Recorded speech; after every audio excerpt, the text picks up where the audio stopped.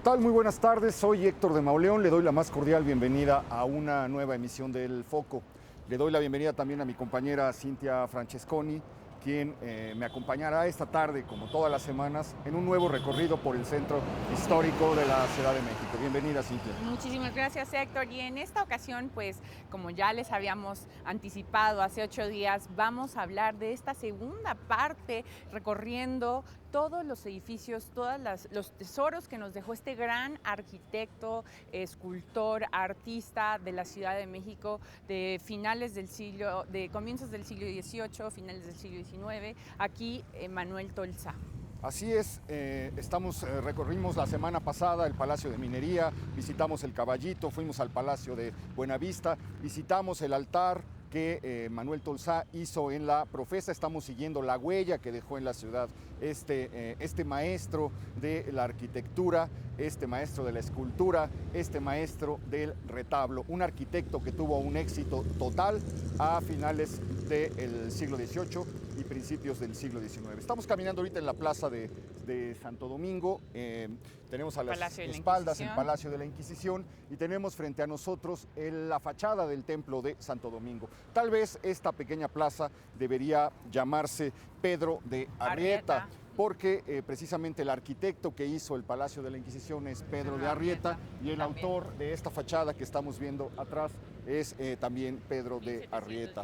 Estamos a punto de entrar a este lugar para conocer el retablo mayor que dejó ahí Manuel Tolsá, pero vamos a aprovechar para conocer un poco este convento que en los recorridos, este templo que en los recorridos que hemos realizado no hemos visitado todavía por dentro, hemos pasado por aquí afuera. Tenemos una fachada muy interesante. Este convento es uno de los más antiguos de la ciudad. Estamos hablando de 1527, 1526, cuando los dominicos se instalan en unas casas que estaban de este lado y comienzan a levantar en esta zona su primer convento, un convento que cae muy pronto. Se hace un segundo convento que las inundaciones vuelven inútil y hacia 1750 se termina por Pedro de Arrieta esto que estamos viendo. Cantera rosa, tezontle, y una fachada muy sencilla, muy simple de 3 cuerpos. Cuando uno se acerca a este lugar, nos reciben de inmediato San Agustín y San Francisco.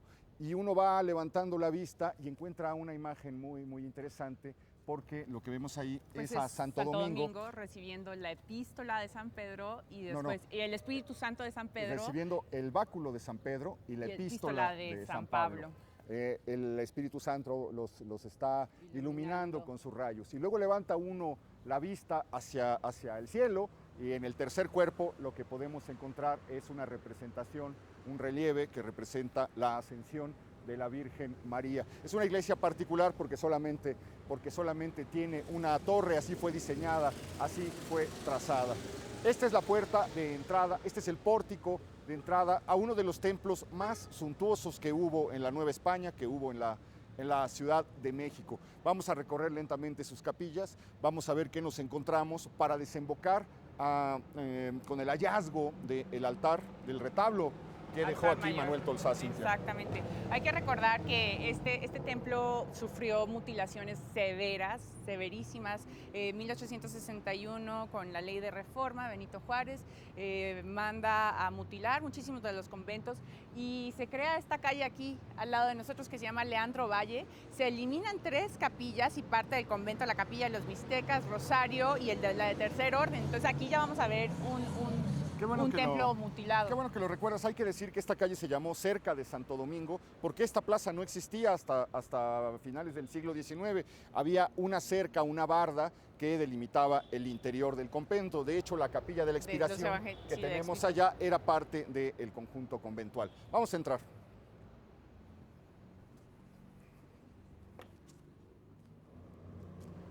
Entramos al templo de Santo Domingo, uno de los templos más antiguos, el segundo templo más viejo de la Ciudad de México después de San Francisco. Les proponemos un recorrido rápido por las 11 capillas que conforman el templo. Esta primera, dedicada a San Martín de Porres, es notable por el trabajo barroco que hay en el retablo, estos dorados que parece que se le vienen a uno encima y el trabajo minuciosísimo que hay en la madera. Es sin duda uno de las capillas, de los retablos más antiguos que hay en este templo. Sí. Va a ser muy interesante lo que vamos a encontrar, porque vamos a poder hallar y detectar con muchísima facilidad, con sorprendente facilidad, ¿Cuál es la diferencia? los modos, los gustos, cómo fueron cambiando los gustos arquitectónicos. Aquí lo vemos. Aquí vemos el neoclásico. Lo vemos claramente, los colores incluso. Ve la diferencia de lo que acabamos de ver, ¿no? Y ese oro derramado frente a esta simpleza de formas, estos colores ya blancos, todo da la impresión de ser muy frío, ¿no? Dedicado a la Virgen de Guadalupe. Aquí encontramos la primera constante, que es que el templo las capillas del templo se convirtieron en lugar del último reposo de las grandes familias de aquel tiempo. 26 de diciembre de 1849 falleció el señor general Felipe Codallos. Restos del señor Bernardo Illanes y el niño Bernardo Illanes y Espinosa. Este es muy interesante.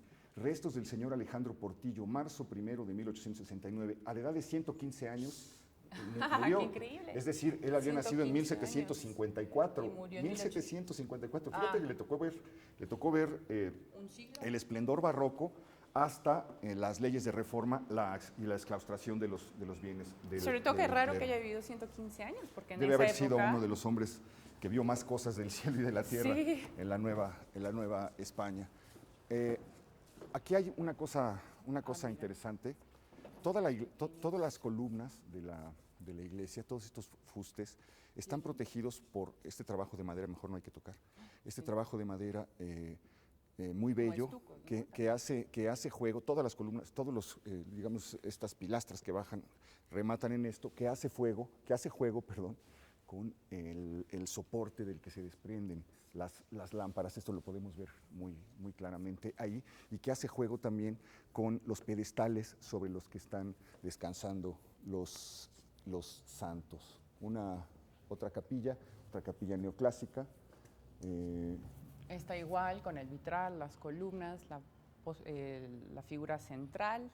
Que es San Judas Tadeo, está dedicada a San Judas Tadeo, pero es una capilla muy fría, muy neoclásica en el sentido de esta sencillez. Aquí ya vamos a poder observar el órgano y la parte del coro que tiene forma de herradura, y que las sillerías del siglo XVIII, igual y al ratito vamos a poder subir. No vamos a poder subir. Porque creo que no nos dieron permiso. No nos dieron permiso, muy estricto el cura de este lugar. Aquí tenemos otra capilla neoclásica, Nuestra Señora de la Luz. Ahí la podemos reconocer por el despliegue de rayos que hay a sus espaldas, rodeada de ángeles, nuevas fosas. Y que por usualmente aquí, se hacían neoclásicas, o sea, las capillas que vemos usualmente así neoclásicas es porque tuvieron que cambiar muchas de ellas porque había muchísimos incendios en los templos, y entonces tenían que restaurar y hacer estas que yo creo que... Cambió el gusto arquitectónico, también fue pasando el tiempo, fueron muchos siglos lo que duró la colonia, cambiaban las modas, cambiaban los estilos. Esto es muy interesante porque aquí hay una lápida, a ver si la podemos tomar, tiene Juan. un escudo maravilloso. Es una lápida muy antigua, está ya completamente borrada la inscripción, solo se alcanza a ver ahí un nombre que es el señor Ladrón de Guevara, por ahí se alcanza a ver, ¿verdad? Didacus, ladrón de Guevara. Y lo demás está no tiene un año. completamente borrado. No sabemos si sea un nicho muy antiguo, o si es una señal. Arriba tiene un escudo nobiliario, y de este lado pues alcanzamos a ver más nichos, a la tierna memoria de la señora, etcétera. Casi todos son de finales del siglo XIX.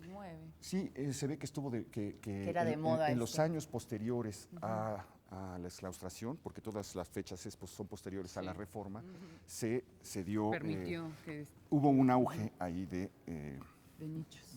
De venta de nichos. Estamos llegando al lugar principal, fundamental de la iglesia. Si usted visita esta iglesia y hace el mismo recorrido, es decir, caminar por el lado derecho, yo le recomiendo que cuando visite el templo de Santo Domingo se detenga justo donde estamos Cintia y yo en este momento, y de repente levante la vista, porque La cúpula. encuentra la cúpula, encuentra los dos Tres. altares, pero bueno, de donde estamos viendo, encuentra los Sí. dos altares, que es el altar de Tolsá Manuel Tolsá. y el otro altar, el altar antiguo, tal como estuvo decorada alguna vez la iglesia, y se alcanza a ver perfectamente el cambio de época, el cambio de gusto, el cambio de moda. Sí, aquí vemos el barroco total, churrigueresco, casi desflemado, y aquí vemos el cambio de Manuel Tolsá, que es totalmente neoclásico. Antes de revisar un poco lentamente, o más lentamente, el altar que hizo el personaje que estamos siguiendo, cuyas huellas estamos siguiendo, vamos a detenernos a mirar un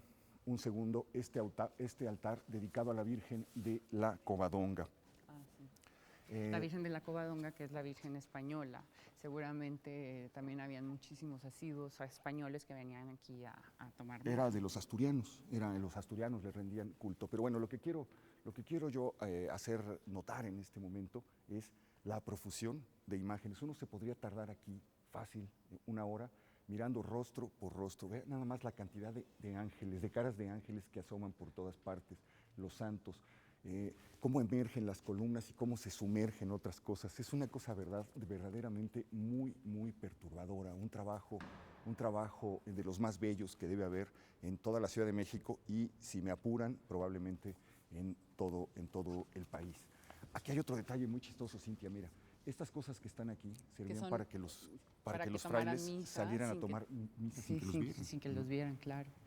Y aquí, bueno, ya presenciamos la maravilla del personaje principal de nuestro programa el día de hoy, Manuel Tolsá, un hombre que creo que todos los templos que hemos llegado a visitar hasta el día de hoy siguen los mismos preceptos de su diseño, ¿no? Las columnas, la figura central que sale, también parecido un poco al barroco en cuanto a vemos figuras saliendo, otras entrando, y bueno, aquí el personaje principal de este altar es este Cristo, que es el Cristo o la pieza más antigua del templo aquí de Santo Domingo. Se le conoce como el Cristo del noviciado y está hecho de caña de maíz, es bien interesante. Bueno, tienes razón, lo que nos decía Cintia es que la característica de este retablo es la forma en que entran y salen. Cuando visitamos la Profesa, el retablo que dejó ahí Tolsá, las partes laterales estaban salidas, estaban más hacia afuera que el resto del altar. Y él aquí lo hizo al revés, resalta la parte central y como que remete los extremos. Entonces va haciendo, a base de las columnas que sostienen ese frontón, nos va preparando la mirada para lo que vamos a encontrar arriba, que es el personaje central, el personaje principal, el personaje al que está dedicado el retablo y este templo, que es Santo Domingo, emergiendo, como le gustaba a Tolsá, de una lluvia de rayos de luz. Es un trabajo muy complicado, es un trabajo muy llamativo, es sin duda en el ramo de este artista que había hecho escultura, que hizo arquitectura civil, que hizo residencias, etcétera, el Colegio de Minería. Es una de las obras en este ramo más notables. Las medallones con las imágenes de los dos reyes, la profusión de figuras de ángeles que están ahí rodeando a Santo Domingo, y sobre todo la manera en la que parece perderse en las alturas, el final del retablo, ¿no? Es como la armonía de figuras, como digamos, un vaivén de figuras pero sin embargo, las vemos todas casi parecidas, del mismo tamaño, pero crean una armonía, pues, interesante, ¿no? Bueno, vamos a caminar por acá, por este lado, Cintia, porque hay otro lugar importante en este templo, que es la capilla dedicada al Cristo del Rebozo. Es un lugar singular, es un lugar muy colorido, porque pues lo que se le ofrece a este Cristo es precisamente los rebozos para agradecer los favores que les concede a sus fieles. La leyenda es vieja, la leyenda es de una monja que lo ve cargando la cruz cada vez más agobiado y más doliente, le rinde culto durante 20 años. Cuando la monja está muriendo alguien la visita, un pordiosero la visita para confortarla, él le da algo de comer y lo tapa con un rebozo porque está lloviendo y muere de inmediato. Todos ven pasar a un hombre envuelto en un rebozo y con el paso del tiempo se descubre que quien visitó a la monja era precisamente Cristo, que venía a agradecerle el culto que le había hecho durante tantos años. Así nace la tradición del Cristo del rebozo. Tenemos una nota, una crónica que nos cuenta la historia de este lugar tan bello y tan imponente que estamos visitando. Acompáñenos a verlo.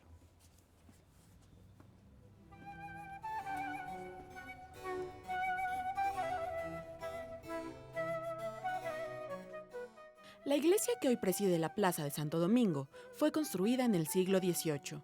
Después de que los dominicos vieron cómo el suelo fangoso se tragó y desestabilizó los muros de sus antiguas construcciones. Su primer templo fue levantado inmediatamente después de su llegada a la Nueva España, en 1526, y estuvo en el lugar que ocupa la antigua Escuela de Medicina, o Palacio de la Inquisición.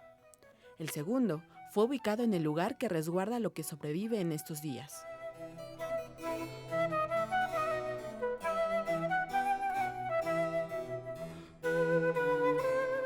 Este tercer templo de los dominicos se terminó de construir en 1736. Tiene una portada barroca que en su segundo cuerpo cuenta con un relieve que representa a Santo Domingo recibiendo las llaves, el báculo de San Pedro y el libro de las epístolas de San Pablo.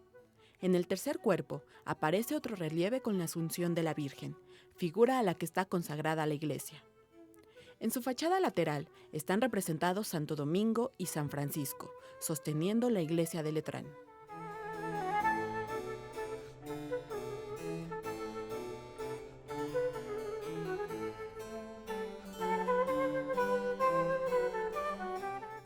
En el interior, del lado izquierdo, hay 6 capillas y del lado derecho solo 5.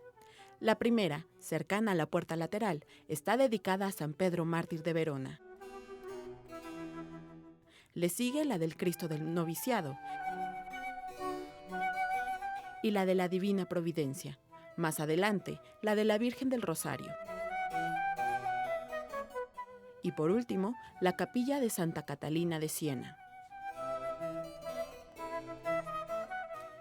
En el otro extremo se encuentran las capillas del Señor del Rebozo, la del Sagrado Corazón, la de Nuestra Señora de la Luz, la de San José con su Cristo de la Buena Muerta, la de la Virgen de Guadalupe y al final la de San Martín de Porres. Pero la joya de la corona es sin duda el altar principal, que fue construido por el veneciano Manuel Tolsá. El arquitecto dejó un ejemplar neoclásico en donde el santo patrón, Santo Domingo, sobresale en el basamento del primer cuerpo. Las esculturas del retablo son obras de Pedro Patiño de Ixtolinque, pupilo de Tolsá, que también dejaría muestra de habilidades artísticas en la Catedral Metropolitana. Para gozo de los que viven en el siglo XXI, la picota de las leyes de reforma no arrasó con este templo. Si bien es cierto que se echa de menos el lujo de Santo Domingo que aparece en las litografías, hay que agradecer que aún se puede disfrutar de esta fulgurante huella que dejó en estos muros el arquitecto y escultor Manuel Tolsá.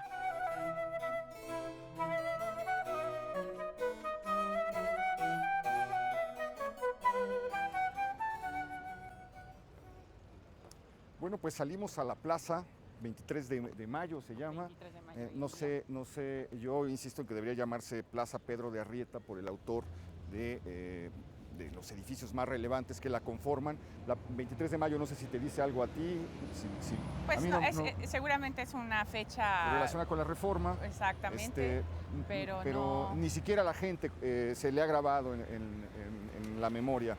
Que se llama 23 de mayo, se conoce por extensión todo como Plaza de Santo Domingo, se le sigue conociendo de ese modo, aunque la Plaza de Santo Domingo en términos estrictos es la plaza que está donde están los portales, la de enfrente. Portales de los evangelistas, que es donde pues, estaban los escribanos, que pues, es otro de los... Estaban los escribanos porque esta pues era una de las plazas importantes, porque aquí, pues como ustedes saben, estaba la aduana, un lugar pues muy movido en su época, ¿no? Así es. Vamos a seguir buscando la huella de Manuel Tolsá a lo largo de la Ciudad de México. Nos vamos a desplazar varias calles ahora hasta el templo de Santa Teresa la Antigua. Ahí hay más Tolsá que ver, lo invito a que nos acompañe.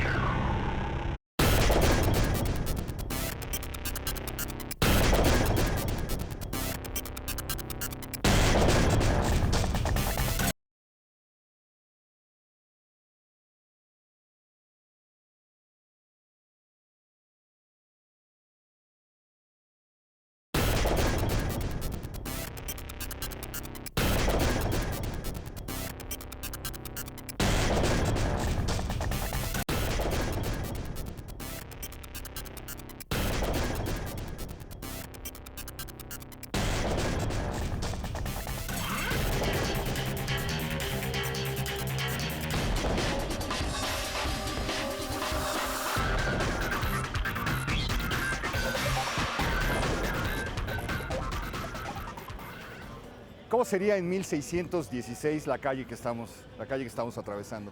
Estamos doblando en Santa Teresa la Antigua, la vieja cerrada de Santa Teresa la Antigua. Vamos a visitar ese templo porque ahí hay huellas de Manuel Tolsá.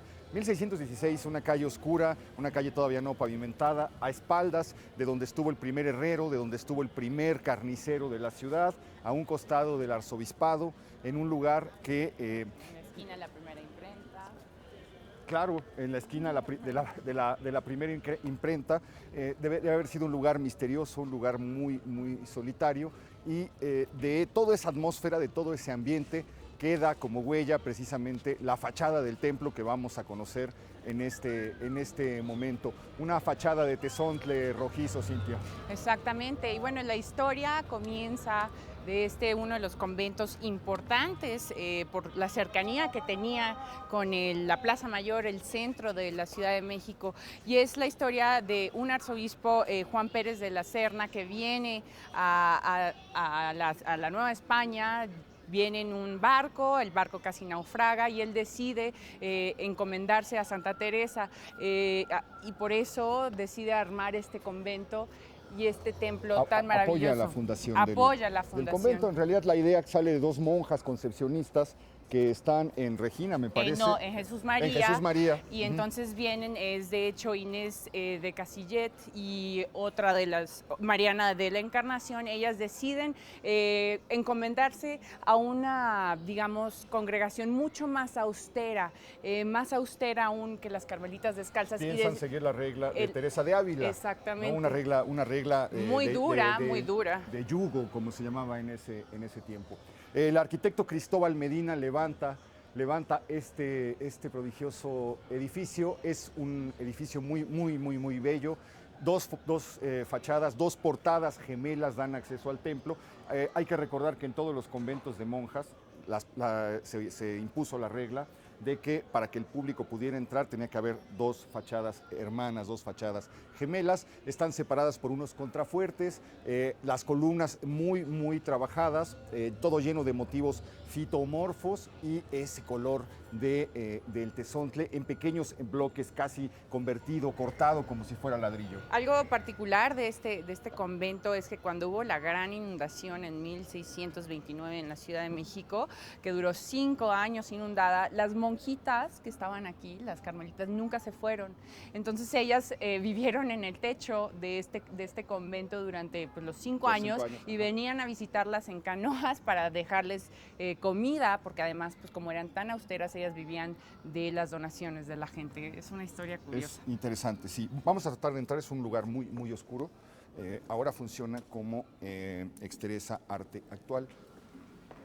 Pues es un lugar muy, muy oscuro actualmente, con seguridad en el tiempo en el que funcionó. Lo que estamos recorriendo ahora es el templo de Santa Teresa. En el tiempo en el que funcionó era mucho más iluminado. Ahí vemos las ventanas cerradas, los portones abiertos, pero las ventanas ya están tapiadas, entonces eso hace que esta zona que estamos atravesando sea muy, muy oscura. Vamos a visitar la capilla anexa de este templo de 1616, que fue trabajada, remodelada por Manuel Tolsá. Aquí se encuentra otra de las muestras de su genialidad, aunque la bóveda original que vamos a conocer en este momento de esta capilla anexa se derrumbó en el terremoto de 1845, entonces tuvo que ser restaurada por Lorenzo de la Hidalga. ¿En qué momento será bueno que levantemos la vista aquí? No, bueno, yo desde que entré ya levanté la vista porque creo que es una de las cúpulas más hermosas que he visto. Son 2 tambores, uno central que está totalmente decorado con estas como estucos o que serán... ¿Qué, los vitrales? No, no los vitrales, los que están en el centro. Sí, claro. Sí, porque es de doble tambor. Ajá, sí. Entonces vemos el fresco del fondo, que es el primer tambor, y después esta maravilla de decoración. Y vemos estos vitrales con las imágenes de diversos momentos, diversas escenas religiosas. Esto azul que estamos viendo ahorita es una instalación moderna de un artista que se llama Nacho Rodríguez. Le dio una significación distinta a través de estas luces a la capilla. Pero bueno, las pinturas que estamos viendo al fondo son del pintor Juan Cordero, uno de los pintores, uno de los grandes maestros del siglo XIX. Él tuvo que pintar eso cuando se hizo la reparación después de 1845. Sin embargo, el espacio que vemos aquí, que fue restaurado, rediseñado, reconstruido por Lorenzo de la Hidalga, parte de un proyecto original de Manuel Tolsá. También esto es Manuel Tolsá. Tenemos una nota. Aunque bueno, hay algunos que dicen que es del arquitecto Antonio Velázquez, que es otro arquitecto y que le dan, eso es una leyenda urbana, ¿no? Que le dan el crédito a Manuel Tolsá. Sin embargo, pues eso no es comprobable. Tal vez podríamos subir a ver los planos, a ver si sí existen o no. Vamos a pedir permiso a ver si podemos conocer los planos, pero bueno, en los planos solamente encontraremos la disposición, el trazo, las copias de cómo se levantó este templo, esta capilla, pero lo cierto, el hecho es que otra de las huellas de Manuel Tolsá en la Ciudad de México presente. quedó en este lugar que estamos visitando. Tenemos una nota que cuenta la historia de este espacio.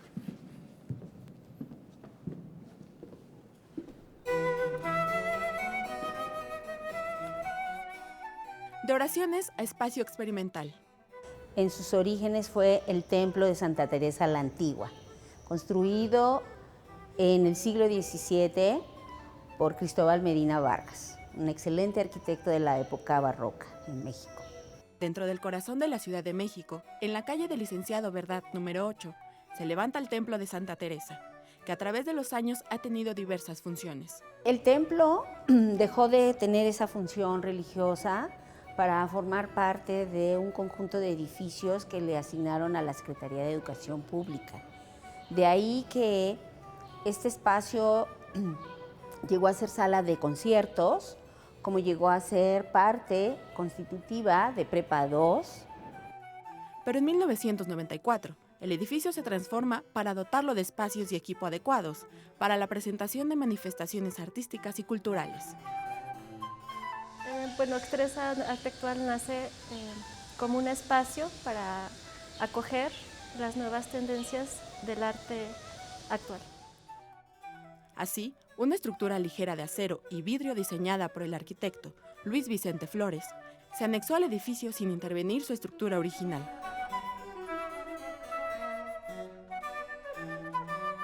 Desde aquel entonces, artistas como Roberto de la Torre, Enrique Gesick y actualmente Eduardo Romo son parte de su gran repertorio. Es un gran reto para empezar, es un logro, es un orgullo, ¿qué te puedo decir? O sea, exponer en un recinto que anteriormente fue una iglesia y que hoy es un museo de arte contemporáneo importante. Exteresa Arte Actual, un sitio con más de 400 años de edad, donde pasado y presente se conjugan. Tenemos desde performance, actividades de arte sonoro, exposiciones temporales, instalación, video performance. es un espacio realmente abierto.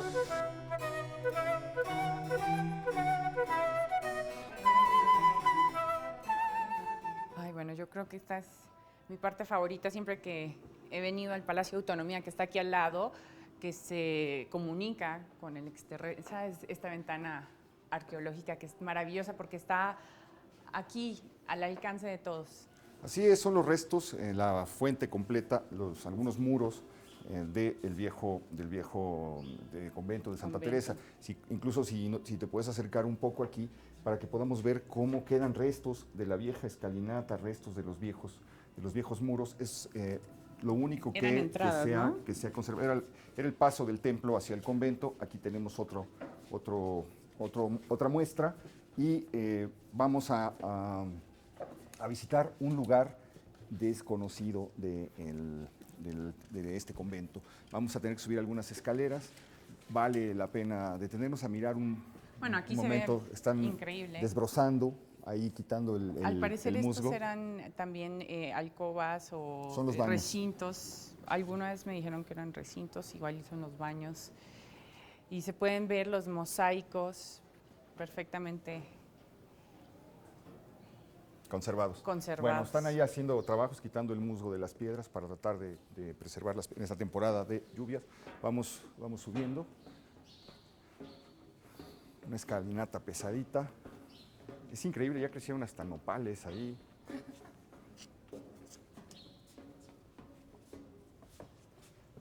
Esta ventana es increíble, la verdad, vale la pena. Subimos un nivel más. Un nivel más. Este convento, como todos los conventos de la Nueva España, sufrió destinos diversos. Fue cuartel militar, fue un hospital para los enfermos militares también, ¿no? Así es, fue la Universidad Vasconcelos. Por eso es que aquí en esta calle, sobre Primo Verdad, que está enfrente, también hay muchos negocios, como ya alguna vez recorrimos, de uniformes militares. Bueno, pues estamos entrando a esta parte superior del lugar. Es una cosa en la que ya se adosó lo moderno a lo antiguo. Vamos a presentarle un lugar verdaderamente sorprendente. Aquí están ahora las oficinas de Exteresa Arte Actual. Quedan, sin embargo, a pesar de que vemos ya todo perfectamente remodelado, una fotocopiadora, una sala de espera, quedan pequeños rincones intocados que se han preservado, digamos, a lo largo de los siglos. Esta pequeña oquedad, este pequeño hueco practicado en la esquina, donde se alcanzan a ver todavía restos de la pintura y algunas escalinatas, es uno de ellos. Vamos a conocerlo. Cuidado con la cabeza.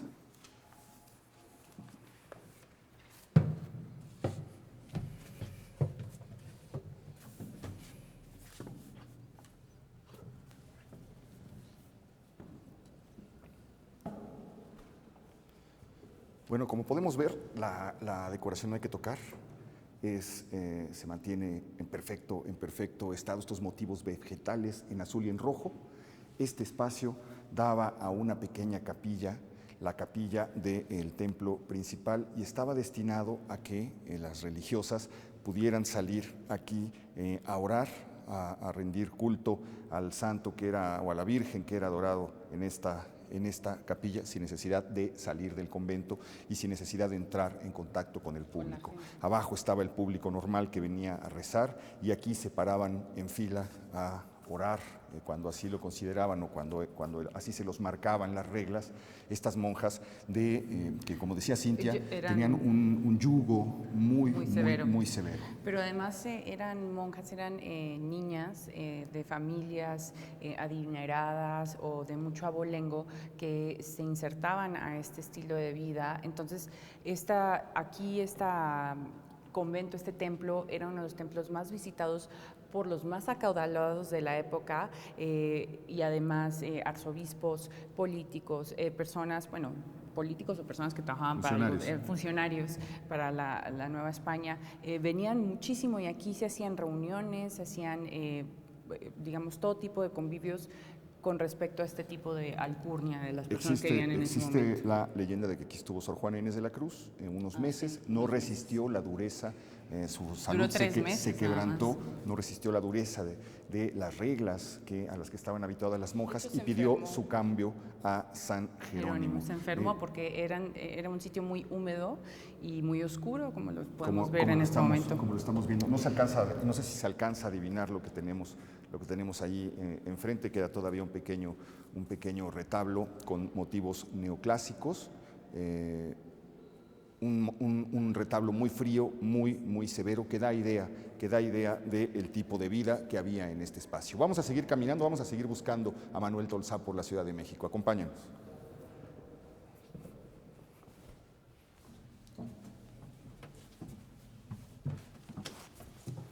Cuidado aquí.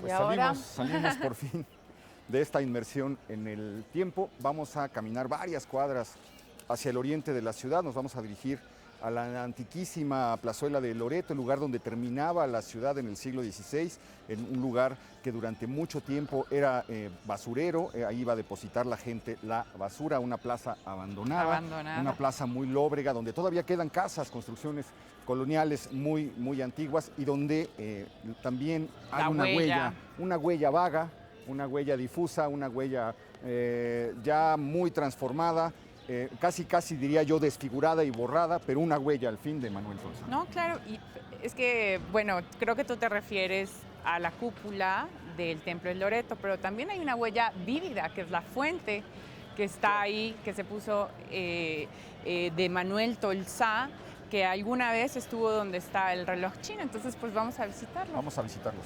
Acompáñenos.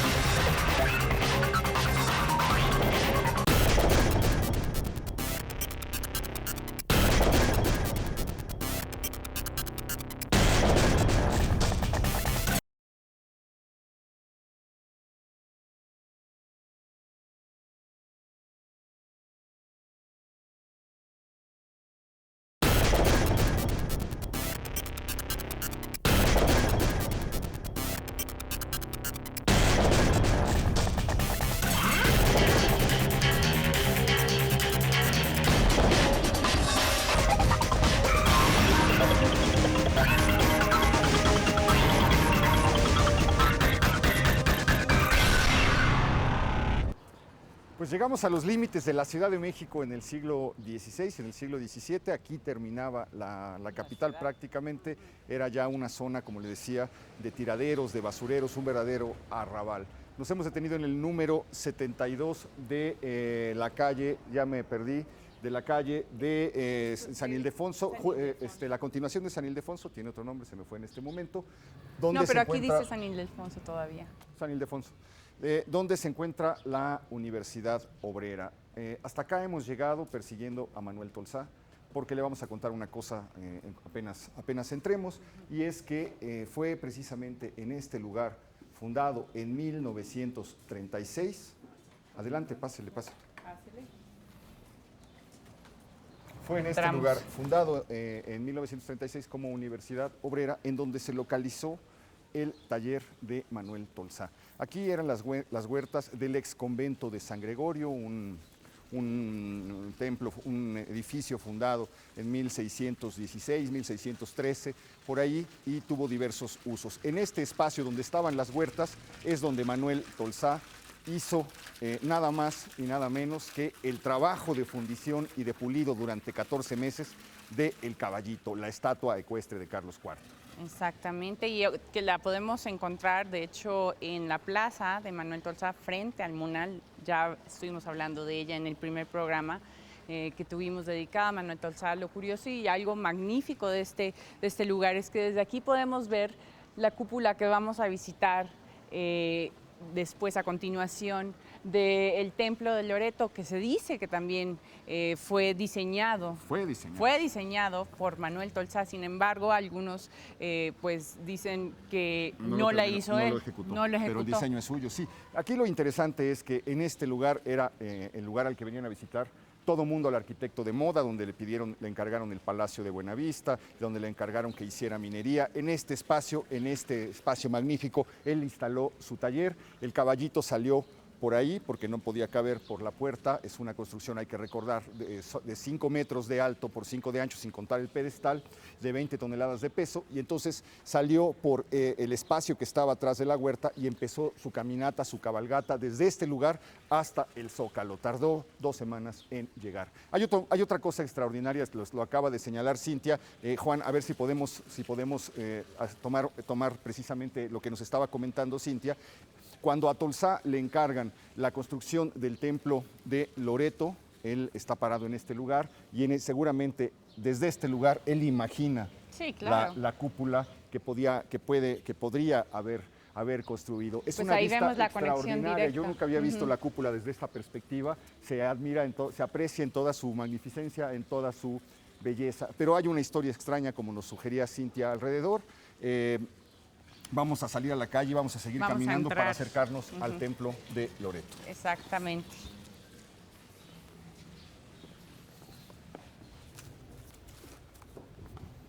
Pues quiso la suerte que contiguo al taller que acabamos de visitar, al lugar donde se encontraba el taller de Manuel Tolsá, el conde de Basoco le encargara a este arquitecto la construcción de una iglesia dedicada a Nuestra Señora de Loreto. Es una de las iglesias antiguas, bellas, inclinadas peligrosamente, misteriosas, en una zona muy olvidada, muy alejada del centro. Es una iglesia que a mí me emociona mucho visitar. Todas las veces que hemos pasado por aquí como que me empieza a galopar un poco el corazón. A mí me encanta la historia que envuelve esta iglesia, y es cuando llega en 1775 Juan Bautista Zappa, un arzobispo que trae la imagen de la Virgen de Loreto, que tiene una historia fascinante porque la Virgen de Loreto tenía una figura de color negra, marfil. Cuando llega aquí la tuvieron que pintar porque los curas y los personajes que vivían en la Ciudad de México no la aceptaban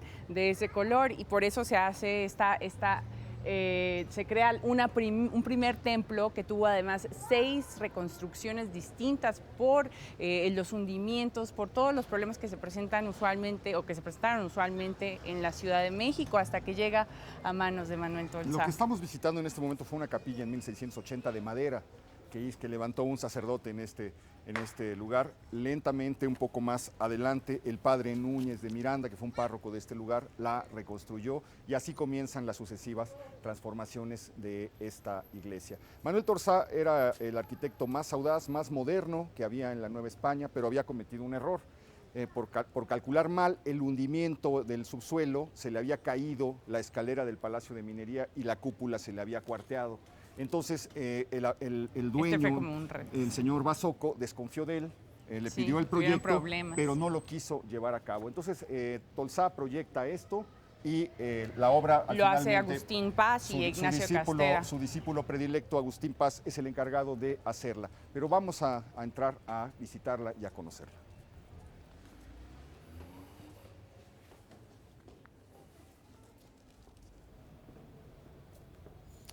Bueno, pues este es el interior soberbio verdaderamente del templo de Nuestra Señora de Loreto. Encontramos del lado derecho el túmulo funerario de Juan Rodríguez Puebla, un personaje fundamental en la historia del siglo XIX, un conservador, un personaje que colaboró con Santana y que ocupó un lugar relevante a lo largo de muchos años de la historia de México. Y nos acercamos al prodigio de la cúpula que Agustín de Paz proyectó siguiendo el modelo original de Manuel Tolsá, aunque con algunas modificaciones. Tolsá había pensado en una cúpula de 30 metros de diámetro, Agustín de Paz la dejó en 19 o 16, pero aquí lo portentoso es la manera en la que tuvo que resolver para poder sostener el peso de esa cúpula que mide 39 metros de altura. Tuvo que abrir estos huecos para poder sostener con contrafuertes el peso de la cúpula. Es la solución espacial que probablemente había pensado también Tolsá. Esto lo que genera es que el altar mayor pierda importancia, parece como perdido, parece como hundido, parece como olvidado, porque cuando uno entra aquí no puede sino alzar la vista y dejarse subyugar por lo imponente, por lo bello de esta cúpula prodigiosa, Cintia. Exactamente. Pues este es uno de los, digamos, proyectos que Manuel hubiera, me imagino, que haber hecho. Sin embargo, pues entre estos dos pupilos, porque también el ingeniero Castera tuvo muchísimo que ver con el alzamiento de la realización de esta cúpula. Así es el proyecto incumplido es el gran fracaso porque era el proyecto más audaz. Tuvimos la oportunidad de ver desde la huerta cómo se ve la bóveda, desde ese lugar él caminando. Seguramente se lo imaginaba en su corazón y en su mente. Lo imaginó, era una bóveda mucho más alta, era una bóveda más ancha, incluso la fachada de la iglesia era distinta. Su discípulo de Paz, el Agustín de Paz, toma el modelo, lo modifica, lo rehace para satisfacer al dueño, al promotor, al protector del templo, y el resultado es este edificio construido, remodelado hacia 1803, 1809. Y que está en constante hundimiento, o sea, sí es impresionante, ¿no? Ver cómo se está hundiendo todavía. Así es, y que es, bueno, pues el último ejemplo novohispano del arte colonial. Es un edificio en donde ya está ingresando a tambor batiente la arquitectura de lo que vendrá siendo el siglo XIX. Aquí hay una cosa interesante que vale la pena que nos detengamos un momento. De hecho, aquí podemos ver algo muy interesante, son una lista de santos y de las cosas que pueden resolver si uno se encomienda. Por ejemplo, a los arcángeles, grandes peticiones, protección; a San Cipriano, contrarresta las insidias del mal y de las causas difíciles. Por aquí había algo de la ronquera, aquí San Bernardino contra la ronquera y otras enfermedades. Santa Celeste, matrimonios, novios y peticiones especiales, eso me encanta. Así es, San Rafael, abogado, esposos, enfermos, choferes. Por aquí está San Pafnuncio, para las personas extraviadas o que tienen problemas de adicciones. Son las recomendaciones que el templo hace para que uno pueda decidir al momento de entrar, ahora sí que a qué santo encomendarse. Tenemos una nota, vamos a visitar todavía un lugar más, pero tenemos una nota que nos cuenta la historia del lugar que estamos visitando.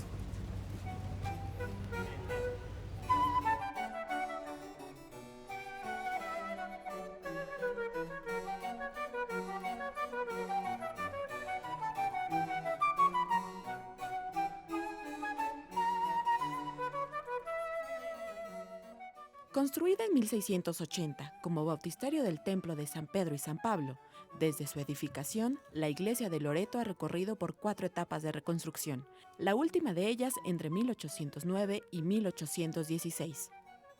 De acuerdo con los registros, el arquitecto Manuel Tolsá fue el encargado de proyectar esta 4ª etapa.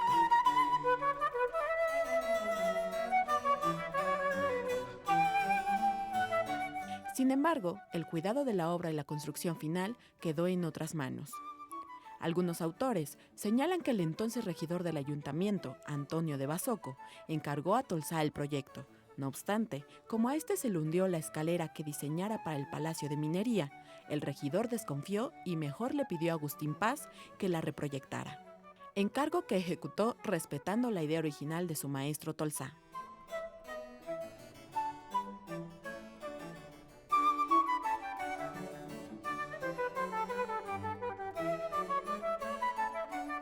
Enseguida, Ignacio Castera, experimentado arquitecto e ingeniero, fue el elegido para construir el proyecto final. Vale mencionar que si bien para esta iglesia Tolsá proyectó una enorme cúpula de casi 30 metros de diámetro, Agustín Paz la construyó de 19 y casi 37 de alto, que de cualquier forma no fue sencillo realizar.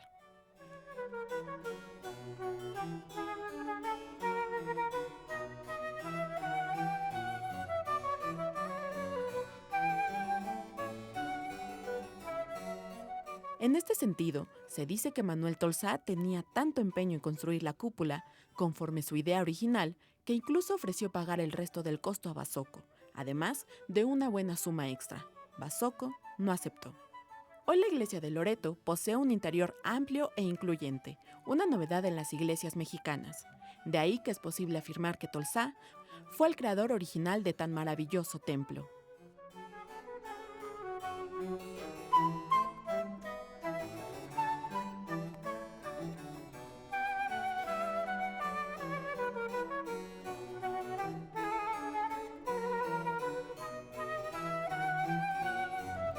Bueno, comenzamos a caminar por la placita de Loreto, como les comentábamos en los primeros años de la ciudad. Esto era un basurero, era un arrabal, era el límite de la urbe.